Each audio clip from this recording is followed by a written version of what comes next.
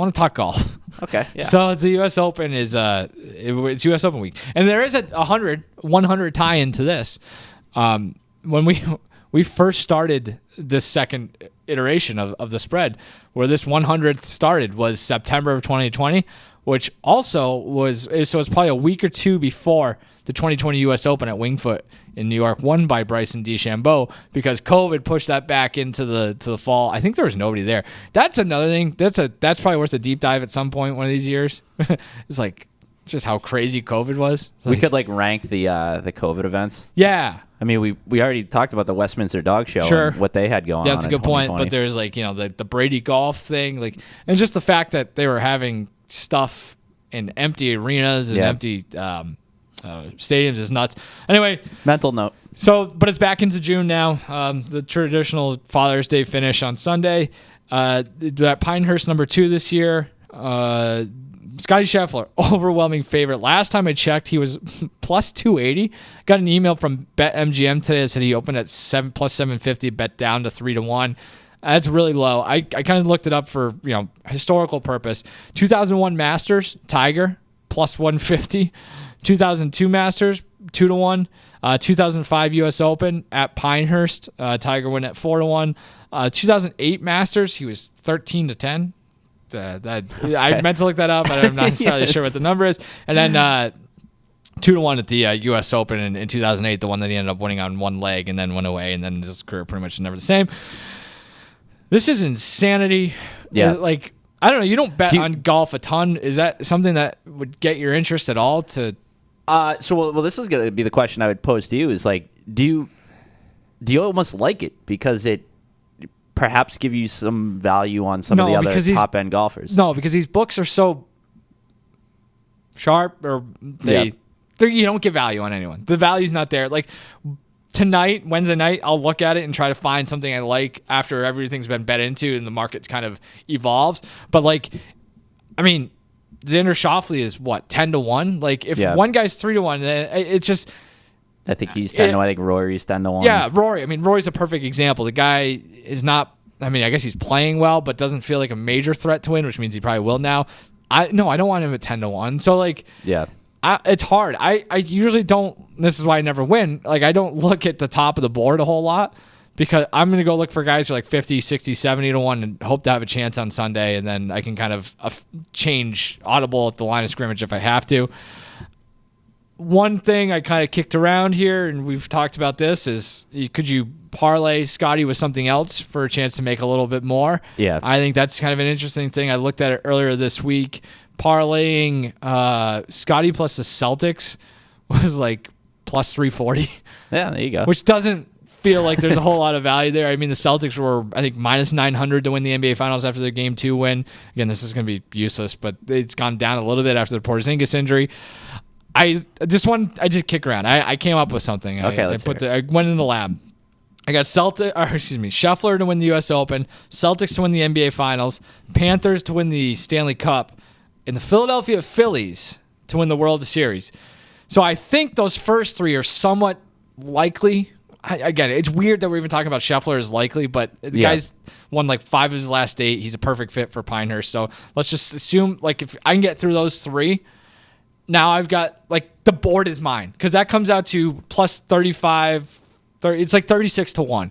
So now I'm sitting there.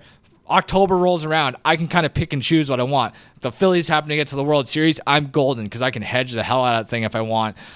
So that's kind of where I went with that. 35-1, having to sit on it until October is a tough one, but if I'm lucky enough to get there, I'll feel pretty good about that. 2 things regarding Scheffler. Yeah. So, and we talked about this a few weeks ago with just the general approach to betting golf, and do you kind of sit around and wait and see how the first 2 rounds shake out, and then maybe jump in there in the weekend? Yeah. This past week, you never really had that opportunity, because he had a 3-stroke lead on Saturday. Yeah. And you're looking and you're like, maybe if he was behind 3 strokes, and maybe you get in there and get a little action, but I don't know, I'm not betting against him to fall off a cliff over the weekend, not by any stretch of the imagination.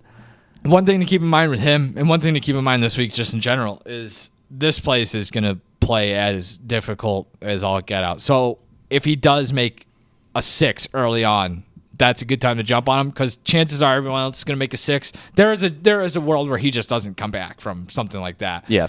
Everybody's going to make a big number at some point this weekend. The other thing is he goes off at 1:14 on Thursday afternoon. The weather this week, just it's going to be a hot one. And I think it's the highs on Thursday are 88. That might be like the coolest day of the week. I think your advantage to go out early on Thursday before the course really dries up and firms up.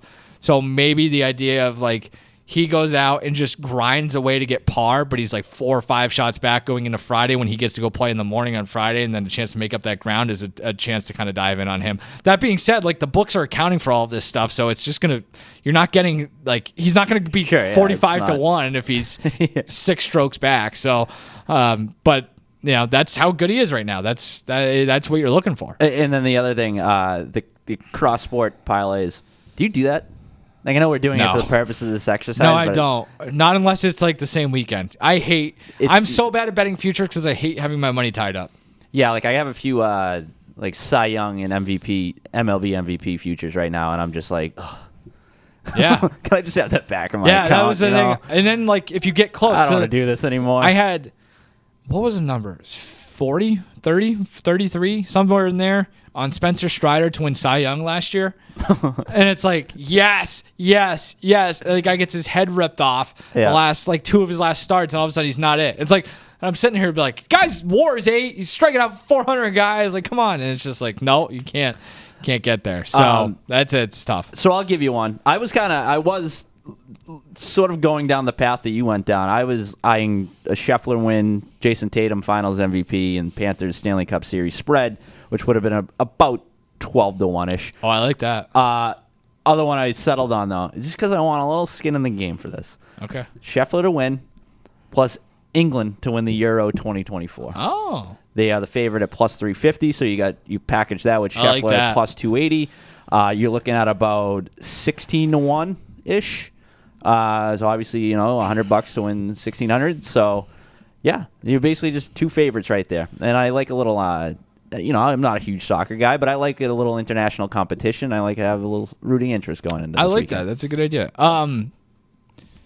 The USGA sets up the U.S. Open, and if they want to, they can be real dicks about it this weekend.